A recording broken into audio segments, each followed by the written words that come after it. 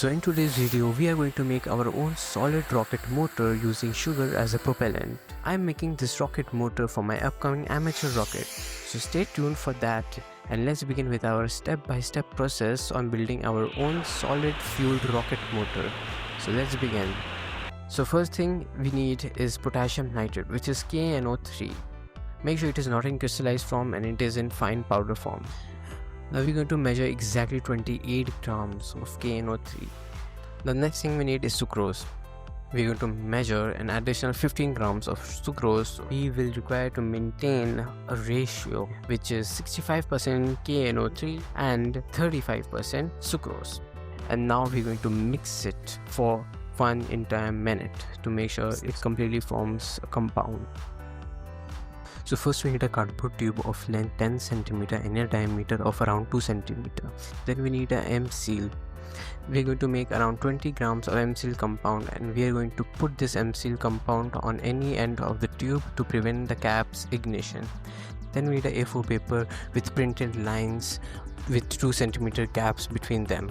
We are going to cut the strips and we are going to roll the paper strip along a drill bit of 6 mm to ensure that we have a nozzle which has an inner diameter of 6 mm.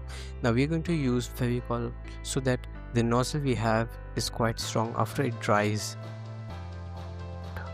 Now pour it into a cup so it's easier for us to use the funnel and pour it into the rocket motor tube. We're going to use funnel and pour little by little, and we're going to use a stick which is of a perfect fit for the tube, and we are going to ram it until it's completely rock solid. We're going to repeat this step until we are just 2 cm away from completely filling the tube.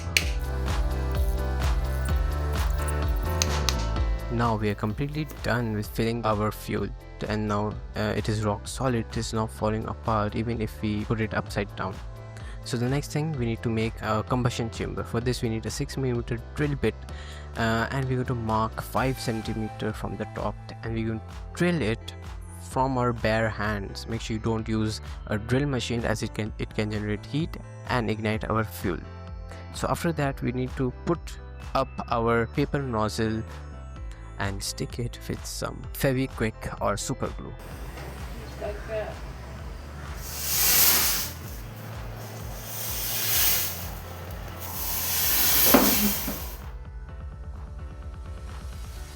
So let's test our motor.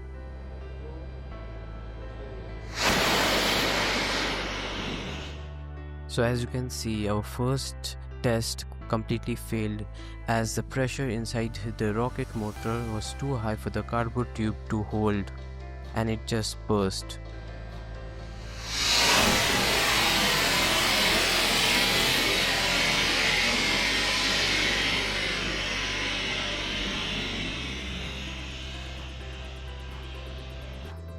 So let's test the other version of this rocket, in which we are going to reinforce the rocket motor with some PVC pipe.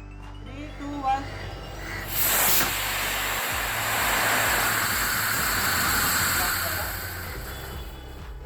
Our second attempt performed quite well, though the problem this time was that our nozzle cap blew off, which can easily be fixed by using more super glue and by using nails.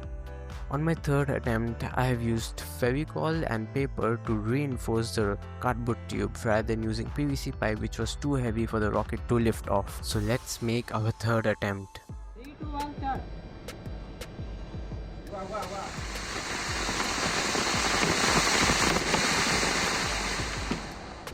And to my surprise, this time the rocket did not blow up, and it performed quite well as it generated a maximum thrust of around 990 grams, which was easily enough for lifting our upcoming amateur rocket.